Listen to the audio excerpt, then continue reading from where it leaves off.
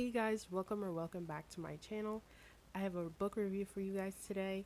I know it's been a while since I made a video, but I'm going to get back into making videos, so expect to see more of my face this summer. So the book that I'll be reviewing today it's actually a manga or a comic book. It's Dinosaur Sanctuary Volume 1 by Itaru Kinoshita.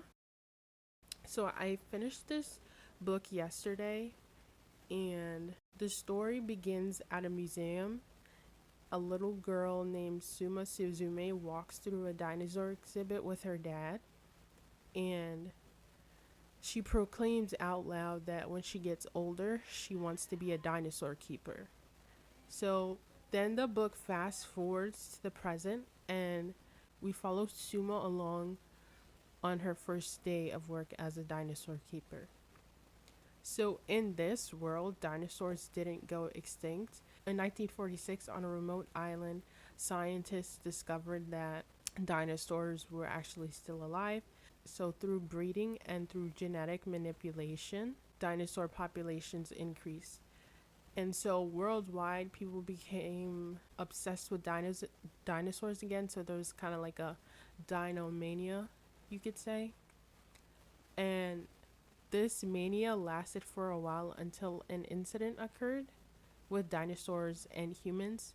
It isn't revealed what happened that caused the incident or what happened during the incident, but we know that the accident caused there to be like a rift or a gulf between humans and dinosaurs. So because of this incident, a lot of dinosaur reserves, they fell on hard times, so they struggled with like finances, like struggling to make money and get visitors and stuff like that, including the dinosaur reserve that Suma is starting to work at, which is called Enoshima Dino Land, by the way. So in addition to the reserves falling on hard times, as I said, the incident created like a gulf between humans and dinosaurs, and Suma's whole goal as a new dinosaur keeper is to be the one to bridge the gulf between humans and dinosaurs. Now let's get into my thoughts about this book. I really loved this book. It was so cute and it was so cozy, but it was also educational. Obviously, the story is very fantastical, but the world building was very well thought out and it almost felt realistic in a sense. For example, in each chapter, Suma receives one-on-one training with her coworkers, Kaido and Karen. I'm not sure if the pronunciations are correct, but she received one-on-one training from each of them. So Kaido, he works with carnivorous dinosaurs or theropods, and then Karen works with her herbivorous dinosaurs, like I guess dinosaurs that eat plants. So their day-to-day work and the situations that they deal with are exactly what one would imagine would happen if dinosaurs were still alive today. And we found out that they weren't actually completely extinct. For example, one of the dinosaurs lays eggs, and Suma notices that some of the eggs have the letter F on them, and Kaido explains to her that the reserves can't handle a full batch of eggs. So what they do is they create false eggs and they put them in the nest with the other eggs to make the dinosaur parents feel that they're actually going to hatch a full litter. And I just feel like if we were to find out that dinosaurs didn't go completely extinct and we had them in like reserves and stuff, something like that would actually happen. So Kinoshita, the author, also does a really good job at creating natural sounding dialogue, because sometimes I'll read like a manga or even a comic book, even an American comic book, and the dialogue sounds a little fake or just doesn't sound naturally flowing. But the dialogue in this book it sounds really natural, and I really enjoyed that about the book. And I also really enjoyed that the characters were very likable.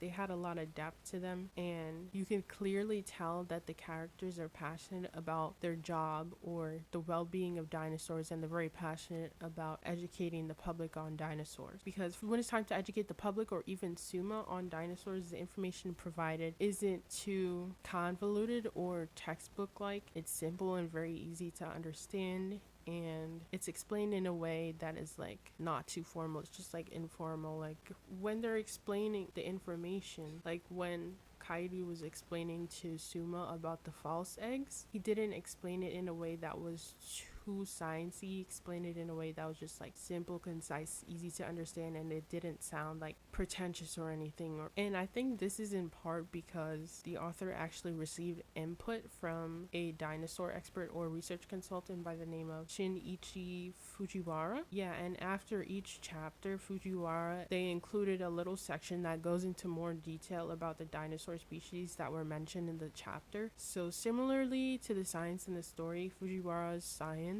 sections aren't too hard to understand. They're also very straightforward and easy to digest. And I really enjoyed that because I've always been interested in dinosaurs and learning more. I just find them fascinating. I don't know. So I think the little science sections were interesting to read about. I think sometimes when you include little sections like that, it can take away from the book, but I don't think that this took away from the book. I think that this actually added to the book and made the story even more interesting. So this is volume 1, so the story obviously ends on a cliffhanger, and at the end it partially reveals what may have happened during the incident that caused the gulf between humans and dinosaurs. So I rated this book a 4 out of 5 stars. I'm super excited to read the rest of the series, and if you're looking for a cozy slice of life manga series to start, I would totally recommend you guys to check this one out. Alright, that's all I have for you guys today. Please make sure to like, comment, and subscribe, and tell me down below in the comments if you've read this series before, and let me know if you enjoyed it